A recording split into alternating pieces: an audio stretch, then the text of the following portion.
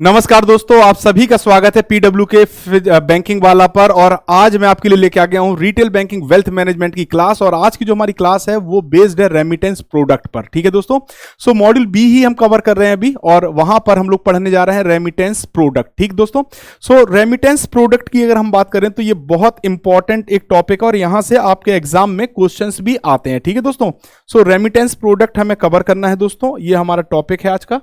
चलिए तो स्टार्ट करते हैं। सबसे पहले अगर हम बात करें इंट्रोडक्शन की, तो रेमिटेंस बहुत इंपॉर्टेंट चीज है। Remittance are important and integral part of retail banking. ठीक है, रिटेल बैंकिंग का एक इंपॉर्टेंट पार्ट है क्या, रेमिटेंस। ठीक, जिससे रेमिटेंस का मतलब क्या है, जब आप एक जगह से पैसा दूसरी जगह भेजते हैं तो उसे रेमिटेंस वर्ड का प्रयोग किया जाता है। तो remittance are important part of integral part of retail banking. Remittance product have evolve. अगर हम रेमिटेंस प्रोडक्ट की बात करें तो evolve over a period of time, है ना। समय समय पर इसमें बहुत चेंजेस आए। जो पुराने तरीके थे, पुरानी बात अगर हम करें तो पुराने समय में जो फिजिकल, अगर हम बात करें तो फिजिकल मूवमेंट होता था, है ना, रेमिटेंस के लिए। और वो इंस्ट्रूमेंट्स जो फिजिकल मूवमेंट के लिए जिम्मेदार होते थे, जिनके थ्रू आप एक जगह से पैसा दूसरी जगह भेजते थे, उन इंस्ट्रूमेंट्स की अगर हम बात करें तो आपने देखा होगा कि चेक पहले यूज होता था, आज भी होता है, डिमांड ड्राफ्ट होता था, बैंक ऑर्डर होता था, टेलीग्राफ या ट्रांसफर के लिए यूज किए जाते थे। ठीक है, तो आपने चेक के थ्रू आप पैसा किसी के अकाउंट में ट्रांसफर करते थे या उसको पेमेंट करते थे, डिमांड ड्राफ्ट से करते थे। दोनों ही नेगोशिएबल इंस्ट्रूमेंट हैं और डिफरेंस दोनों में सिर्फ इतना है कि चेक का डिसओनर हो सकता है, डिमांड ड्राफ्ट का डिसओनर नहीं हो सकता है। ठीक है दोस्तों, फिर आपने देखा होगा बैंक ऑर्डर भी आपने देखा होगा, टेलीग्राफिक ट्रांसफर भी देखा होगा। तो ये पुराने जो प्रोडक्ट मतलब बहुत ज्यादा कन्वीनियंस थे और पुराने समय में इनसे सबसे ज्यादा पैसा ट्रांसफर या पेमेंट किया जाता था। ठीक है दोस्तों, लेकिन समय के साथ साथ अगर हम बात करें तो आज जो रिजर्व बैंक ऑफ इंडिया की अगर हम बात करें तो टेक्नोलॉजी का सहारा लिया गया और बहुत तेजी से रैपिडली चेंजेस आए हैं आपके रेमिटेंस प्रोडक्ट में, जहां पर अब आप इलेक्ट्रॉनिकली अपना फंड ट्रांसफर करते हैं एक अकाउंट से दूसरे अकाउंट में। ठीक है दोस्तों, so retail electronic and card based payment have seen a quantum jump into past few year. यानी पिछले कुछ समय में अगर आप देखोगे तो जो रिटेल में इलेक्ट्रॉनिक और कार्ड बेस्ड पेमेंट सिस्टम है, इसमें एकदम बहुत तेजी से मतलब एक क्वांटम जंप देखा गया। यानी बहुत ज्यादा इसको लोगों ने अपनाया क्योंकि ये कन्वीनियंट था, आसान था, और आज इंटरनेट और मोबाइल बैंकिंग का जमाना है, उसमें ये बहुत हद तक आसान कर दिया लोगों का जो पैसा एक अकाउंट से दूसरे अकाउंट में ट्रांसफर करना था, ड्यू टू इंट्रोडक्शन ऑफ। अगर आप देखें तो जो इलेक्ट्रॉनिक और जो कार्ड पेमेंट है उसमें सबसे ज्यादा इंपॉर्टेंट अगर आप देखोगे तो आपने देखा होगा एनईएफटी और आरटीजीएस का प्रयोग सबसे ज्यादा, नेशनल इलेक्ट्रॉनिक फंड ट्रांसफर और रियल टाइम ग्रॉस सेटलमेंट अगर हम देखेंगे तो ये बहुत ज्यादा यूज हो रहा है। ठीक है दोस्तों, RBI has taken many initiative. RBI ने बहुत सारे इनिशिएटिव लिए हैं, बहुत सारे मतलब अलग अलग। अगर आप देखो तो एनपीसीआई प्रोडक्ट्स भी आपको पढ़ने को मिलेंगे। सो आज की क्लास में तो हम लोग आरटीजीएस और एनईएफटी को ही कवर कर रहे हैं और नेक्स्ट क्लास में हम एनपीसीआई प्रोडक्ट्स को भी करेंगे। तो आरबीआई ने समय समय पर बहुत सारे इनिशिएटिव लिए हैं, इंट्रोड्यूस किया है उन्होंने, अपग्रेड किया है इफिशियंट मोड ऑफ पेमेंट। यानी आपका जो पैसा आप भेज रहे हैं वो एक तो फटाफट दूसरे अकाउंट में पहुंच जाए, सिक्योरिटी के साथ पहुंचे, इफिशियंटली पहुंचे। सो वहां पर आरटीजीएस और एनईएफटी एक महत्वपूर्ण भूमिका निभाते हैं दोस्तों। ठीक है, चलिए अब देखिए, सबसे पहले अगर हम बात करें तो जो डोमिनेंट फीचर अगर आप देखोगे ना, डोमिनेंट फीचर है इसका, तो सबसे ज्यादा मतलब कोई भी जो पैसा आप ट्रांसफर कर रहे हैं या आरबीआई जो इंट्रोड्यूस कर रहा है टेक्नोलॉजी, उसमें दो चीजों का बहुत इंपॉर्टेंट रोल होता है। पहला तो ज्योग्राफिक स्प्रेड, ठीक है, ज्योग्राफिक स्प्रेड। दूसरा नेटवर्क ऑफ ब्रांचेस, यानी अगर आपकी जो ब्रांचेस हैं वो इलेक्ट्रॉनिकली सभी कनेक्टेड हैं या नहीं है। सो ज्योग्राफिक स्प्रेड और नेटवर्क ऑफ ब्रांचेस, ये दोनों ही जो कंट्री में एक डोमिनेंट फीचर अदा करती हैं अगर आप इलेक्ट्रॉनिकली पैसा ट्रांसफर करना चाहते हैं तो। ठीक है दोस्तों, so the dominant feature of large geographic spread of a country and the vast network of branches of the Indian banking system required at logistics of collection and delivery of paper instrument। तो यहाँ पे अगर आप देखोगे तो मतलब देश हमारा बहुत बड़ा है और अगर वहां पे हम डिलीवरी ऑफ पेपर इंस्ट्रूमेंट्स की बात करें या कलेक्शन की बात करें तो वहां पे जो भारत का बैंकिंग सिस्टम है वो ज्योग्राफिक स्प्रेड और नेटवर्क ऑफ ब्रांचेस बहुत बड़ा है, जिसकी वजह से थोड़ा सा प्रॉब्लम आ सकती थी। So this aspects of banking structure in the country have always been kept in mind while developing the payment system। तो अगर geographic spread और vast जो मतलब बहुत बड़ा जो नेटवर्क ऑफ ब्रांचेस है, इन सभी कंडीशन को देखते हुए जब भी कोई पेमेंट सिस्टम डेवलप किया जाएगा तो रिजर्व बैंक ऑफ इंडिया या जो भी एपेक्स ऑर्गेनाइजेशन डेवलप कर रही होगी उसको ये सब चीजें अपने दिमाग में रखनी पड़ती हैं, और इन्हीं सब चीजों को देख के वो अपना प्रोडक्ट डेवलप करता है। Using of paper based instrument, जैसे पहले पेपर बेस्ड रेमिटेंस जो प्रोडक्ट थे उनका यूज किया जाता था, जैसे चेक और ड्राफ्ट की बात करें तो ये 60% ऑफ वॉल्यूम है ना of the total non cash transaction in the country, ये कवर कितना कर रहा था 60%, कितना कर रहा था 60% of volume of total non cash transaction in the country. In value term अगर अमाउंट की बात करें, दिस शेयर इज प्रेजेंटली 11%, अगर आज की बात करें तो आज कितना परसेंट है 11%। ठीक है दोस्तों, सो कहीं ना कहीं मतलब डिक्रीमेंट हुआ है, तो एक रैपिडली चेंज आया है ना शेयर में, किसमें, जो पहले अगर हम बात करें तो पहले जो चेक और क्या डिमांड ड्राफ्ट डीडी का प्रयोग होता था, तो पहले ये 60% कवरेज रखता था, है ना, लेकिन अगर आज हम बात करें तो जो वॉल्यूम है वो 11% पे आ गया। और ये 11% पे वॉल्यूम क्यों आ गया, क्योंकि आपने देखा होगा समय समय पर जो इलेक्ट्रॉनिक पेमेंट प्रोडक्ट्स को डेवलप किया गया, इसको प्रेफरेंस दी जा रही है। किसको प्रेफरेंस दी जा रही है, इलेक्ट्रॉनिक पेमेंट प्रोडक्ट्स को। अब इलेक्ट्रॉनिक पेमेंट प्रोडक्ट्स की बात करें तो उन्हीं को हम लोग कहते हैं रेमिटेंस प्रोडक्ट, है ना। तो आप थोड़ा सा इंट्रोडक्शन आई होप आप समझ पाए होंगे। तो अभी तक जो मैंने आपको बताया वो सिर्फ यही बताया कि पुराने समय में पेपर बेस्ड रेमिटेंस प्रोडक्ट का प्रयोग किया जाता था, जैसे cheque, demand draft, bank order, telegraphic. ठीक है, और समय के साथ साथ अगर देखें तो आरबीआई ने बहुत रैपिडली चेंजेस किए हैं। आरबीआई ने अपने साथ क्या जोड़ा है, टेक्नोलॉजी को जोड़ा है, और टेक्नोलॉजी को जोड़ के उन्होंने इलेक्ट्रॉनिक पेमेंट प्रोडक्ट्स को डेवलप किया और आपके पास तक पहुंचाया। तो वहीं पर जहां पर पहले जो पेपर बेस्ड रेमिटेंस प्रोडक्ट जो थे वो पहले 60% का वॉल्यूम कवर करते थे, लेकिन आज अगर देखें तो उसमें रैपिडली डिक्रीमेंट आया है, क्योंकि आज इलेक्ट्रॉनिक रेमिटेंस प्रोडक्ट का प्रयोग किया जा रहा है, इलेक्ट्रॉनिक पेमेंट प्रोडक्ट्स का प्रयोग किया जा रहा है ना। और जब हम इलेक्ट्रॉनिक पेमेंट प्रोडक्ट की बात करते हैं तो वहां पे आरटीजीएस और एनईएफटी महत्वपूर्ण भूमिका निभाते हैं। ठीक है, अभी तक मैंने इतना बताया, अब हम रेमिटेंस प्रोडक्ट्स को स्टार्ट करते हैं।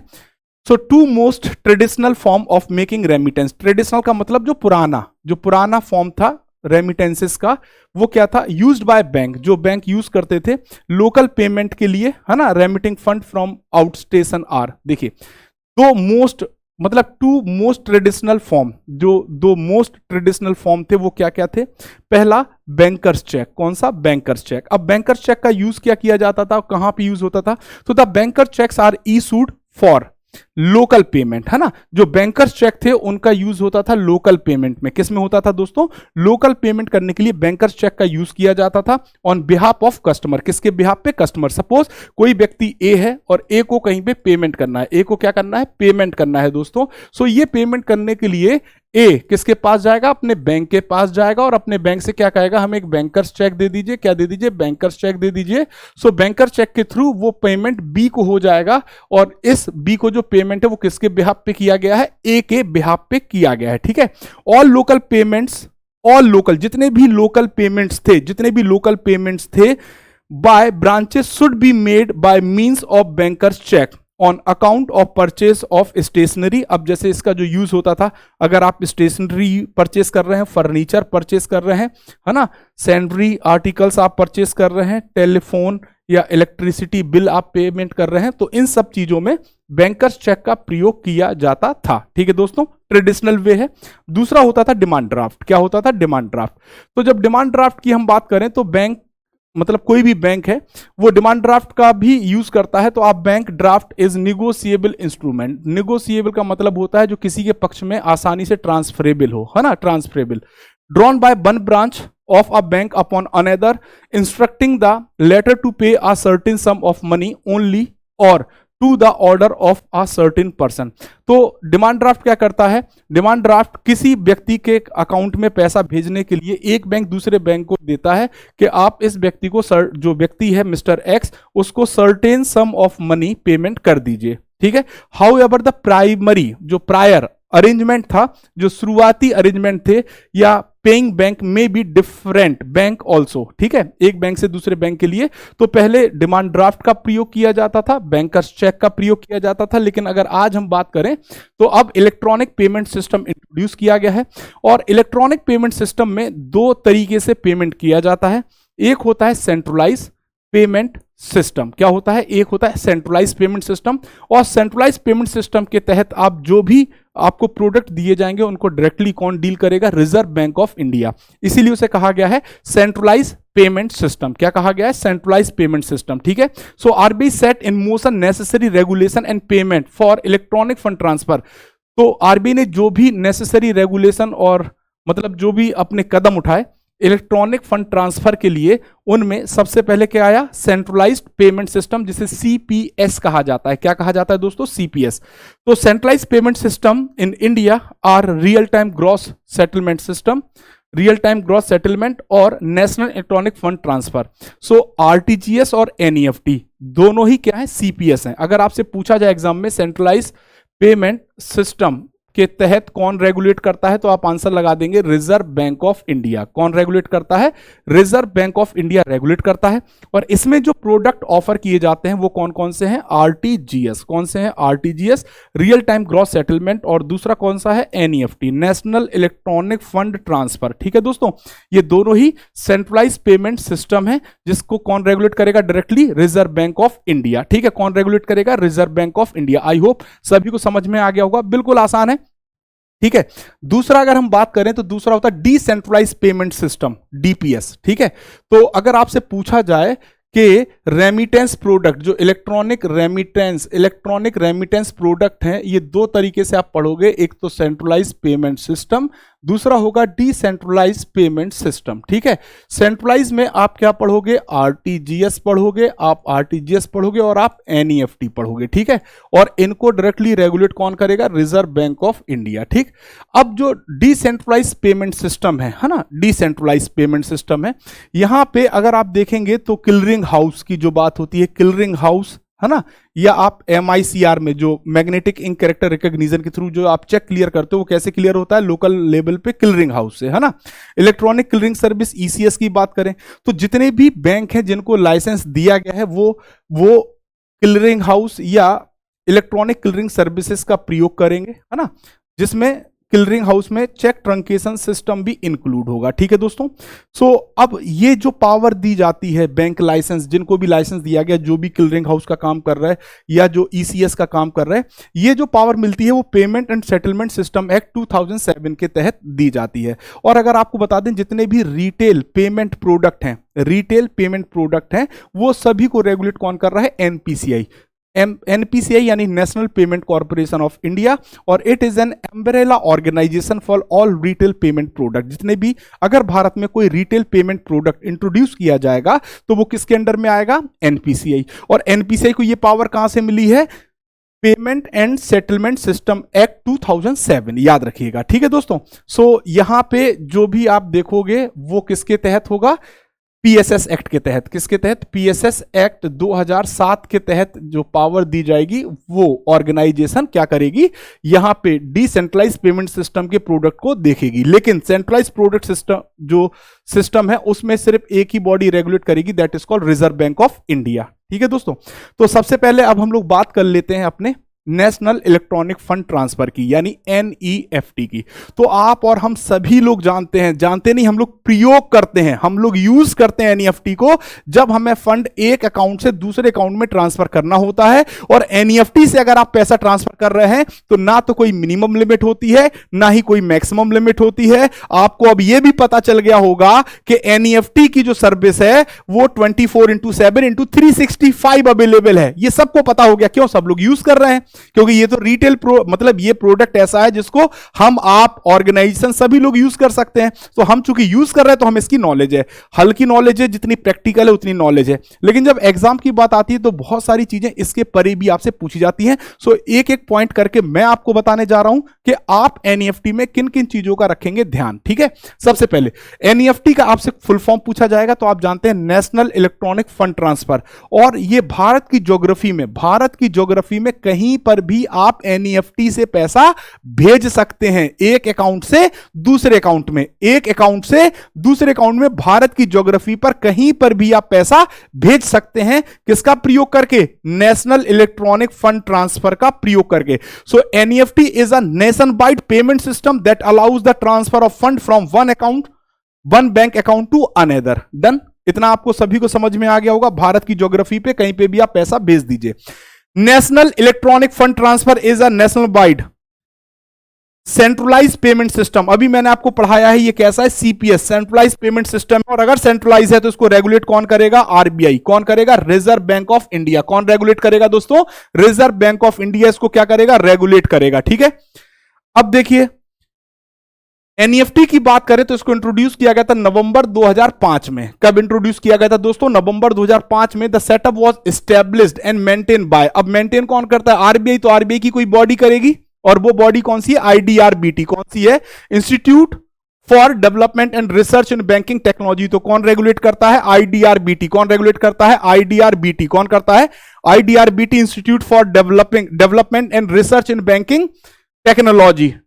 डन। अगर आप एनईएफटी से एक अकाउंट से पैसा दूसरे अकाउंट में भेजना चाहते हैं तो आप बिल्कुल भेज सकते हैं, कोई प्रॉब्लम नहीं है। ना तो कोई मिनिमम लिमिट है, कोई मिनिमम नहीं है, और ना ही कोई मैक्सिमम लिमिट है। कोई मिनिमम मैक्स लिमिट नहीं है, ना कोई मैक्सिमम लिमिट है। यानी अगर आप करें तो छोटा पैसा भी आप ट्रांसफर कर सकते हैं, बड़ा पैसा भी ट्रांसफर कर सकते हैं। किसके थ्रू? एनईएफटी के through. So there is no minimum और maximum limit under NEFT. But अगर हम बात करें तो आप भारत से नेपाल भी पैसा भेज सकते हैं, है ना। भारत की ज्योग्राफी के साथ साथ आप एनईएफटी का प्रयोग करके नेपाल भी पैसा भेज सकते हैं। और इसके लिए जिस एग्रीमेंट का प्रयोग किया जाता है वो एग्रीमेंट कौन सा है? Indo Nepal remittance agreement. कौन सा है? Indo Nepal remittance agreement. और इंडो नेपाल रेमिटेंस एग्रीमेंट के तहत ही भारत से पैसा एनईएफटी के थ्रू कहां भेजा जा सकता है? नेपाल। ठीक है दोस्तों, ठीक है। आई होप इतना समझ में आ गया होगा। तो एनईएफटी क्रॉस बॉर्डर में, एनईएफटी सिर्फ क्रॉस बॉर्डर में, कहां पे? जो क्रॉस बॉर्डर है, क्रॉस बॉर्डर है। अगर हम बात करें क्रॉस बॉर्डर की बात करें तो क्रॉस बॉर्डर में ये सिर्फ कहां पैसा भेज पाएंगे आप? नेपाल। कहां भेज पाएंगे? नेपाल भेज पाएंगे। और नेपाल के लिए जो एग्रीमेंट है वो एग्रीमेंट क्या है? Indo Nepal remittance agreement. Indo Nepal remittance agreement. ठीक है। कौन सा एग्रीमेंट है? Indo Nepal remittance agreement. ठीक है दोस्तों, चलिए। There is no limit either minimum और maximum amount of fund that could be transfer using NEFT. ठीक है। अब देखो, लेकिन अगर आप अकाउंट से अकाउंट में पैसा भेज रहे हैं, ठीक, तो ना तो कोई मिनिमम लिमिट है और ना ही कोई मैक्सिमम। बट अगर कोई व्यक्ति ऐसा आ जाता है जिसके पास बैंक अकाउंट नहीं है तो उस व्यक्ति को क्या कहा जाता है? Walk in customer. क्या कहा जाता है? Walk in customer. क्या कहा जाता है? Walk in customer. और ये जो वॉक इन कस्टमर है ये आपका पैसा काय में ट्रांसफर करेगा? कैश में। किस में ट्रांसफर करेगा? कैश में। तो ऐसा व्यक्ति जो कैश में ट्रांसफर करना चाहता है वो मैक्सिमम अगर एनईएफटी कर पाएगा तो वो एक बार में कितना कर पाएगा? 50,000 मैक्सिमम, या 50,000 ना कह के 49,999 हम कह सकते हैं। ठीक है दोस्तों, क्योंकि इसके ऊपर अगर वो ट्रांजेक्शन करना चाहेगा तो उसका क्या होना जरूरी है? फिर क्या होना चाहिए? अकाउंट। ठीक है दोस्तों। So however a maximum amount per transaction limit to below 50,000 for cash based remittance. अगर कैश में कोई भी फंड ट्रांसफर करना चाहता है, चाहे वो भारत में करे चाहे वो नेपाल में, तो वो मैक्सिमम कितना कर पाएगा? ये कंडीशन पे अपना पैसा ट्रांसफर कर पाएगा। ठीक है दोस्तों, ठीक। अब देखो थोड़े से जो चेंजेस अभी रीसेंट चेंजेस आए हैं, जो रीसेंट अपडेशंस आए हैं उनको भी हम डिस्कस कर लें। सबसे पहले 1 जनवरी 2020 सबसे पहला जो रीसेंट चेंज एनईएफटी में देखा गया है वो 1 जनवरी 2020 को लेटेस्ट, सबसे लेटेस्ट है। वो क्या है? आरबीआई ने रिमूव कर दिया है जितने भी एप्लीकेबल चार्जेस थे एनईएफटी पे। इनवर्ड पे तो कोई चार्ज नहीं होता था, आउटवर्ड पे चार्जेस होते थे प्लस जीएसटी लगता था। But according to RBI there is no RBI remove all the applicable charges on NEFT transaction initiated online via internet और मोबाइल बैंकिंग। अगर इंटरनेट और मोबाइल बैंकिंग के थ्रू अगर आप NEFT करते हो, इंटरनेट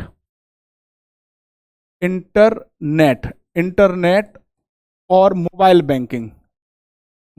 बैंकिंग के थ्रू अगर आप क्या करते हैं, मोबाइल बैंकिंग के थ्रू अगर आप NEFT पैसा करते हैं तो डिजिटल पेमेंट को बढ़ावा देने के लिए, किसको बढ़ावा देने के लिए, डिजिटल पेमेंट को बढ़ावा देने के लिए आरबीआई ने क्या किया है, 1 जनवरी 2020 से सभी चार्जेस को रिमूव कर दिया है। क्या कर दिया है, सभी चार्जेस को रिमूव कर दिया है। ठीक है, याद रखिएगा सबसे लेटेस्ट जो चेंज आया है वो क्या है, 1 जनवरी 2020 का, RBI remove all applicable charges if you are using internet और मोबाइल बैंकिंग फॉर एनईएफटी। अगर आप एनईएफटी करने के लिए इंटरनेट बैंकिंग और मोबाइल बैंकिंग का प्रयोग करते हैं तो डिजिटल पेमेंट को बढ़ावा देने के लिए आरबीआई ने सभी प्रकार के चार्जेस जो एप्लीकेबल चार्जेस होते थे उनको रिमूव कर लिया है। कब से, 1 जनवरी 2020। ठीक है, पहला चेंजेस।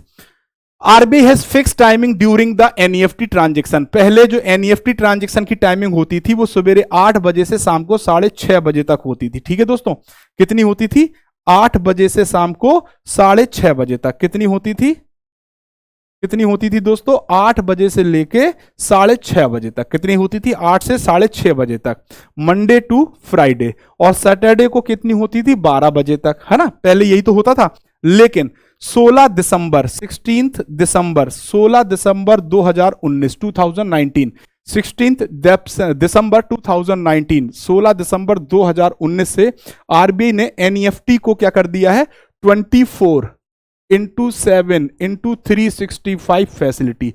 यानी अब इसके लिए कोई हॉलीडे नहीं है, कोई दिक्कत नहीं है, आप जब चाहे तब अपना पैसा ट्रांसफर कर सकते हैं। 24/7/365, there is no holiday under NEFT. ठीक है दोस्तों, so digital transaction, global integration of financial market. अब इस आधार पे अगर देखा जाए तो आप 48 बैचेस में पैसा ट्रांसफर हो रहा है। कितने बैचेस में, 48 बैचेस में पैसा ट्रांसफर हो रहा है। ये क्वेश्चन बहुत आता है एग्जाम में कि how many batches allowed by RBI under NEFT. So there are 48 batches. कितने बैचेस ट्रांसफर करने के लिए यूज हो रहे हैं, 48।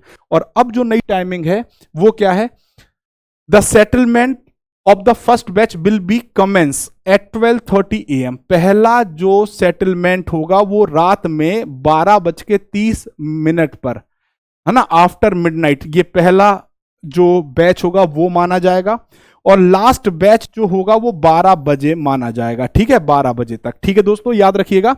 सो रात में 12:30 बजे यानी 12 से 12:30 के बीच का जो टाइमिंग है वो आधा घंटे का पहला बैच होगा और लास्ट बैच 12 AM का माना जाएगा। सो इस हिसाब से अगर आप देखोगे तो 24 आवर्स होते हैं, है ना, हाफ आवर्स का एक बैच होगा और टोटल जो बैच हो जाएंगे वो हो जाएंगे 48। कितने बैच हो जाएंगे, 48 बैचेस।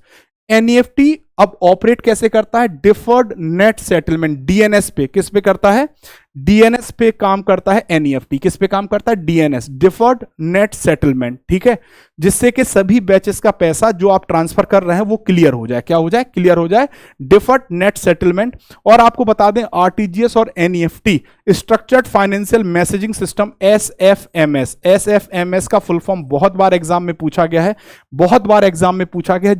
जब रिटेल बैंकिंग काइप का एक इलेक्टिव सब्जेक्ट होता था तब इसमें बहुत बार पूछा गया है। एसएफएमएस का full form structured financial messaging system. ठीक है दोस्तों, यानी आपको बता दें कि आरटीजीएस और एनईएफटी दोनों ही, आरटीजीएस और एनईएफटी दोनों ही अगर हम बात करें तो स्ट्रक्चर्ड फाइनेंशियल मैसेजिंग सिस्टम को यूज करता है। ठीक है, now the transactions are settled B+2 timing. आपने जो भी पैसा भेजा है वो B+2 टाइमिंग में सेटल्ड हो जाएगा। इसका मतलब क्या है, beneficiary can expect to get credit the NEFT transaction within 2 business hours, है ना, 2 बिजनेस आवर के तहत एक अकाउंट से पैसा दूसरे अकाउंट में पहुंच जाएगा। ठीक है, B+2 क्या है, B+2 बिजनेस आवर्स में, 2 बिजनेस आवर्स में आपका पैसा एक अकाउंट से दूसरे अकाउंट में पहुंच जाएगा। अब देखिए द पार्टीज, कौन कौन सी पार्टीज, एनईएफटी जब भी इनिशिएट होगा तो कौन कौन सी पार्टीज इन्वॉल्व होती हैं वो भी आप समझ लीजिए। सबसे पहले सेंडिंग बैंक, जो बैंक पैसा भेज रहा है। फिर क्या होगा, द सेंडिंग सर्विस सेंटर इसमें पार्टिसिपेट करेगा। एनईएफटी क्लियरिंग सेंटर इसमें पार्टिसिपेट करेगा। रिसीविंग सर्विस सेंटर पार्टिसिपेट करेगा और द बेनिफिशियरी ब्रांच, जिस व्यक्ति के खाते में आपने पैसा भेजा है उसका जिस बैंक की ब्रांच में अकाउंट है वो ब्रांच भी पार्टिसिपेट करेगी। So these parties can be participating under the NEFT system. ये सभी पार्टीज एनईएफटी जब भी इनिशिएट होगा तो ये पार्टिसिपेट करेंगे। पहले कौन, sending bank, the sending service centre, the NEFT clearing centre, the receiving service centre और द बेनिफिशियरी बैंक ब्रांच। ठीक है दोस्तों, याद रखिएगा। अब देखिए एनईएफटी में क्या क्या राइट्स होते हैं और क्या क्या ऑब्लिगेशंस होते हैं। ठीक है, क्या क्या आपके अधिकार हैं, क्या क्या आपके ऑब्लिगेशंस हैं, उनको हम देख लेते हैं। Every participating bank or institute shall maintain the security, integrity और efficiency of the system। जब भी कोई बैंक पैसा ट्रांसफर कर रहा है या जिसके अकाउंट में पैसा आ रहा है, जिस बैंक की ब्रांच में पैसा आ रहा है, उसे कहा जाता है पार्टिसिपेटिंग बैंक। ठीक है, क्या कहा जाता है दोस्तों? Participating bank. ठीक है, तो जो भी पार्टिसिपेटिंग बैंक होगा उसको ध्यान रखना होगा सिक्योरिटी पे, इंटीग्रिटी पे और इफिशियंसी पे। ठीक है, याद रखिएगा ये तीनों काम इनके ही हैं, सिक्योरिटी, इंटीग्रिटी और इफिशियंसी। पहला पॉइंट समझ लीजिएगा, ये राइट्स हैं। दूसरा, funds transfer instruction shall be issued by the customer in a manner prescribed by the participant bank. जैसे मान लीजिए मेरा एक अकाउंट है, मान लीजिए मैं मिस्टर ए हूं और मेरा अकाउंट पंजाब नेशनल बैंक में है। पीएनबी से मैं एनईएफटी करना चाहता हूं, पीएनबी का प्रयोग करके मैं अगर एनईएफटी करना चाहता हूं तो ये एक फॉर्मेट मुझे अलाउड करेंगे। आप इस फॉर्मेट की इंफॉर्मेशन प्रोवाइड कर दीजिए और फिर ये पैसा एनईएफटी होके बी के अकाउंट में पहुंच जाएगा। तो इसे कहा जाता है पार्टिसिपेंट बैंक के द्वारा जो भी प्रिस्क्राइब या जो भी आपको एक फॉर्मेट दिया गया होगा उसके हिसाब से आपको जो इंफॉर्मेशन है वो इशू करनी है, वो इंस्ट्रक्शंस आपको प्रोवाइड की जाएंगी। ठीक है दोस्तों, the format shall be complete in all requisite क्या लिखा? पर्टिकुलर्स, यानी आपको सभी इंफॉर्मेशन प्रोवाइड करनी होगी।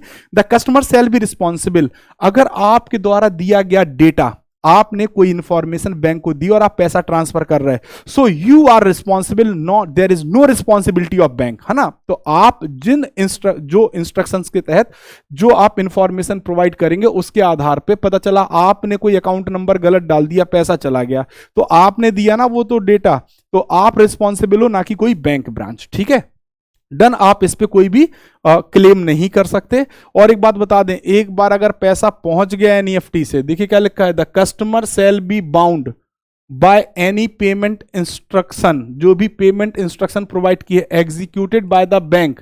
अगर बैंक ने जो भी इंस्ट्रक्शन कस्टमर ने प्रोवाइड की थी और बैंक ने उसे एग्जीक्यूट कर दिया, a bank had execute the payment instruction in good and faith. Good faith यानी जो आपने दिया, बैंक आपको सर्विस प्रोवाइड कर रहा, गुड फेथ में अगर ट्रांसफर कर देता है, in compliance with the security procedure provided that the customer shall not be bound by any payment instruction executed by the bank. ठीक है दोस्तों, तो आप बैंक के ऊपर कोई आरोप नहीं लगा सकते, लेकिन इफ ही प्रूफ्स, अगर आप प्रूफ कर देते हैं the same was not issued by him, यानी आपने जो दिया वैसा नहीं कर रहा बैंक, या उसका निग्लिजेंस कर रहा या फ्रॉड कर रहा, तो फिर एम्प्लॉय की रिस्पॉन्सिबिलिटी होगी बैंक के, है ना, एम्प्लॉय की रिस्पॉन्सिबिलिटी होगी एनईएफटी में।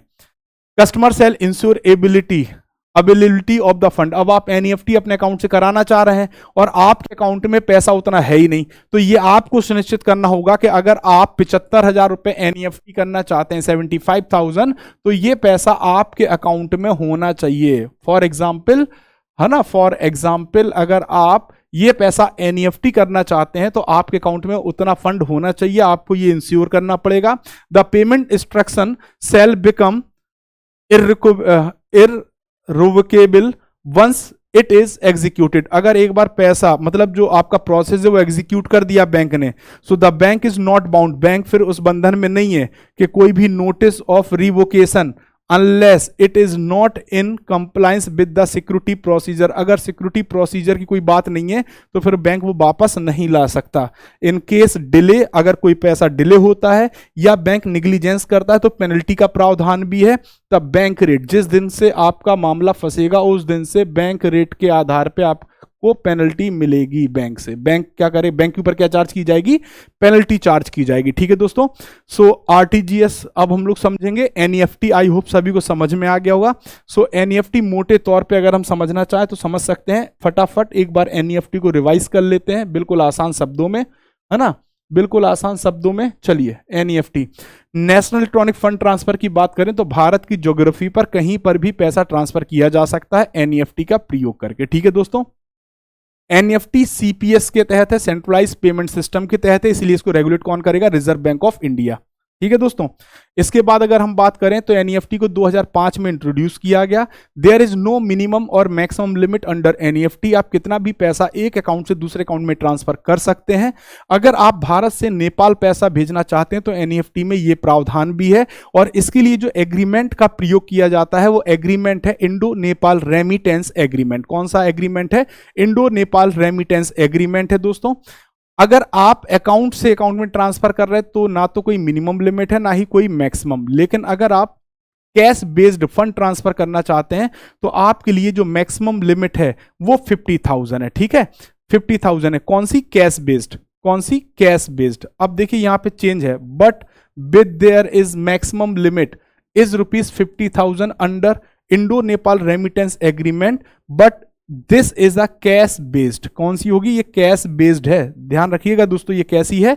कैश बेस्ड लिमिट है, कैश बेस्ड। अगर आप कैश बेस्ड ट्रांसफर कर रहे हैं तो मैक्सिमम आप कितना कर पाओगे? 50,000।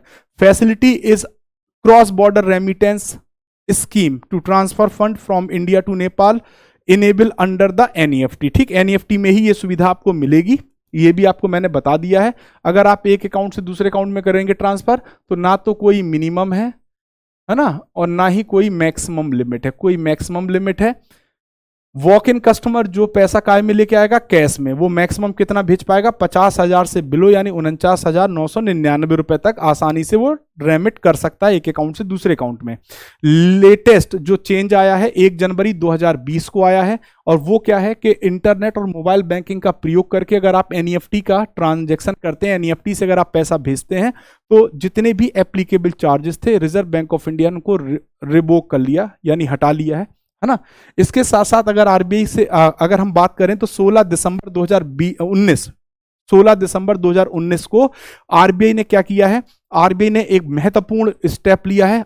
एनईएफटी को 24/7/365 सर्विस में कन्वर्ट कर दिया, यानी साल भर कभी भी किसी भी समय आप अपना एनईएफटी से पैसा ट्रांसफर कर सकते हैं।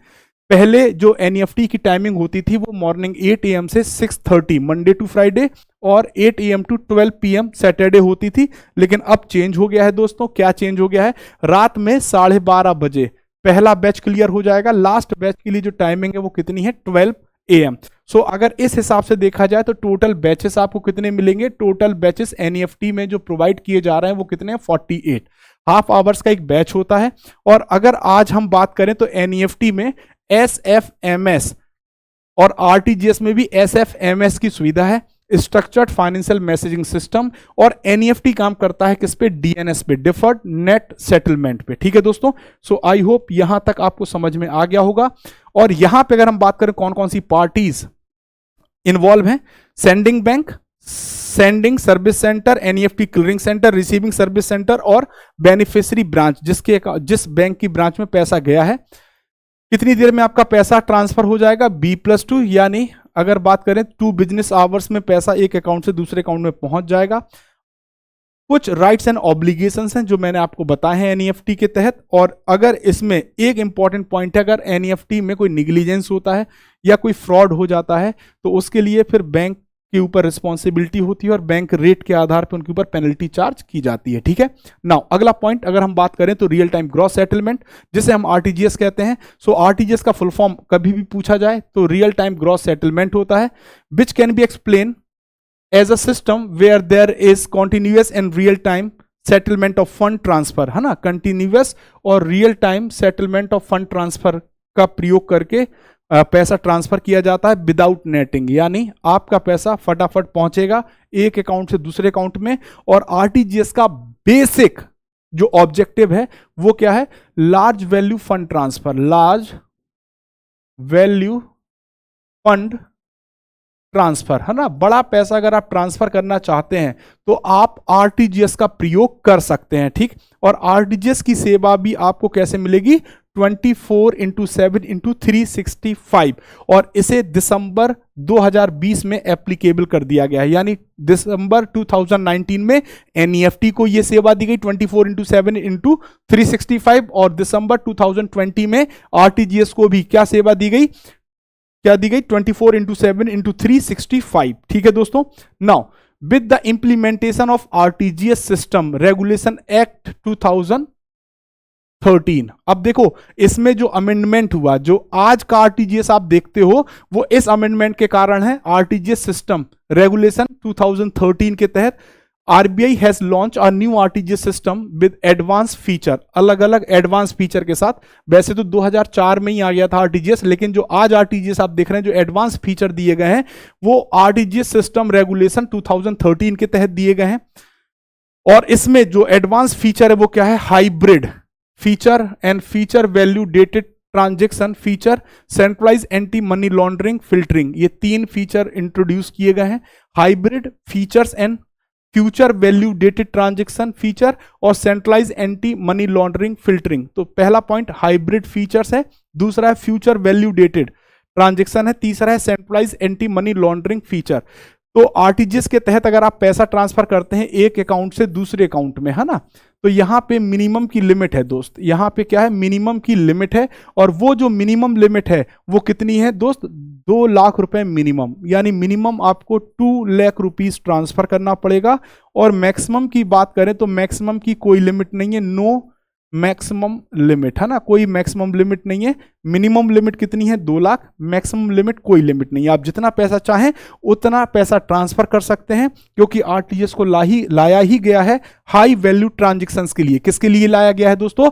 हाई वैल्यू ट्रांजेक्शंस के लिए। ठीक, आई होप सभी दोस्तों को समझ में आ रहा होगा। आसान है, सिंपल है। कुछ एडिशनल पॉइंट्स हैं जो आपके एग्जाम के लिए इंपॉर्टेंट है। विद इफेक्ट फ्रॉम जुलाई 1, 2019, है ना, 1 जुलाई 2019 reserve bank of India waived the processing charge. जो प्रोसेसिंग चार्ज आरटीजीएस पे लगता था उसको आरबीआई ने हटा दिया है। ठीक है दोस्तों, ठीक। अब देखिए 2 पॉइंट और इंपॉर्टेंट आते हैं। चाहे आप आरटीजीएस करिए, चाहे आप एनईएफटी करिए, चाहे आप आरटीजीएस करिए, चाहे आप एनईएफटी करिए, जब भी आप आरटीजीएस और एनईएफटी करेंगे तो आपको जिस व्यक्ति के अकाउंट में पैसा भेजना है, आपको उस व्यक्ति के अकाउंट बैंक की ब्रांच का आईएफएससी कोड पता होना चाहिए। क्या पता होना चाहिए? IFSC. IFSC stands for Indian Financial System Code. IFSC का फुल फॉर्म क्या है? Indian Financial System Code. और it is 11 digit alpha numeric code. ये 11 डिजिट का एक अल्फा न्यूमेरिक कोड होता है ना दोस्तों? क्या होता है? अल्फा न्यूमेरिक कोड, यानी ABCD और 1 2 3 से मिलकर बना हुआ कोड कहलाता है अल्फा न्यूमेरिक। ठीक है। और ये कोड क्यों दिया गया उस बैंक ब्रांच को? For unique identification of a bank branch. किसी भी बैंक ब्रांच की अद्वितीय पहचान के लिए दिया गया कोड क्या कहलाता है दोस्तों? IFSC code. क्या कहलाता है दोस्तों? IFSC code. ठीक है।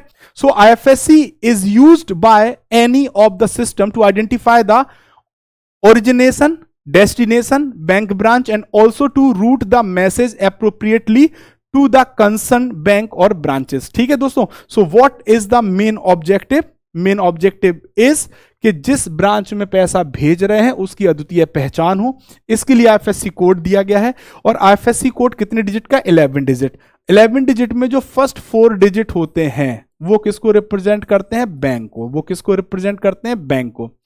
जो 5th डिजिट होता है, जो 5th डिजिट होगा, 5th डिजिट होगा, वो क्या रिप्रेजेंट करता है? वो होता है 0। क्या होता है? 0। That is called 0। और वो होता है सेंट्रल कोड। क्या होता है दोस्तों? सेंट्रल कोड होता है। और इसके बाद जो 6, मतलब जो लास्ट के 6 डिजिट होंगे, जो लास्ट 6 डिजिट होंगे वो क्या रिप्रेजेंट करता है? लास्ट जो 6 डिजिट होते हैं वो रिप्रेजेंट करते हैं ब्रांच को। क्या करते हैं? ब्रांच को। ठीक है दोस्तों। तो इनका प्रयोग करके, आईएफएससी का प्रयोग करके आप आरटीजीएस और एनईएफटी का प्रयोग करते हैं और अपना फंड ट्रांसफर करते हैं एक अकाउंट से दूसरे अकाउंट में। एक चीज और जो भूली नहीं जा सकती, that is called legal entity identifier, है ना। आरटीजीएस और एनईएफटी में ही लीगल एंटिटी आइडेंटिफायर का प्रयोग भी होता है। The reserve bank of India introduce LEI, legal entity identifier system for all payment transaction. वो सभी पेमेंट ट्रांजेक्शन्स के लिए जिनकी वैल्यू 50 करोड़ या उससे ज्यादा है, जिनकी वैल्यू 50 करोड़ या उससे ज्यादा है, चाहे आप एनईएफटी से पैसा ट्रांसफर करिए, चाहे आप आरटीजीएस से। सपोज देखिए, आप एनईएफटी, मैं दिख नहीं रहा हूं लेकिन मेरा हाथ चल रहा है यहां पे जगह, एनईएफटी और आरटीजीएस, आप एनईएफटी और आरटीजीएस का प्रयोग करते हैं। और अगर आप 50 करोड़ या उससे ज्यादा, है ना, एन अबव, उससे ज्यादा अगर आप पैसा भेजते हैं तो आपको एक LEI प्रोवाइड किया जाएगा, that is called legal entity identifier. और ये जो लीगल एंटिटी आइडेंटिफायर होगा ये 20 डिजिट यूनिक नंबर होगा। कितने डिजिट का होता है ये? 20 डिजिट। कितने डिजिट का होता है दोस्तों? 20 डिजिट का एक कोड होता है जो आपको प्रोवाइड किया जाएगा। किसके द्वारा? रिजर्व बैंक ऑफ इंडिया के द्वारा। Legal entity identifier system introduce in India under PSS act 2007। इसको PSS एक्ट 2007 के तहत इंट्रोड्यूस किया गया। किसके तहत? Payment and settlement system act 2007 के तहत इसको इंट्रोड्यूस किया गया है।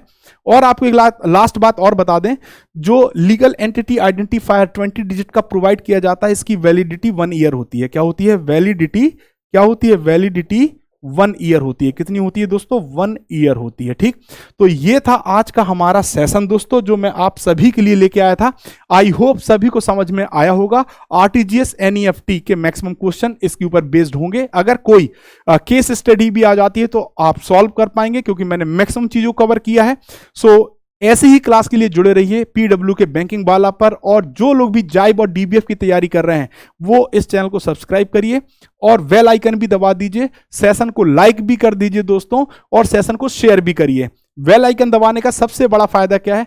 आपको हमारी क्लासेस के नोटिफिकेशन मिलना स्टार्ट हो जाएंगे। सो जुड़े रहिए बैंकिंग वाला के साथ। थैंक यू वेरी मच दोस्तों।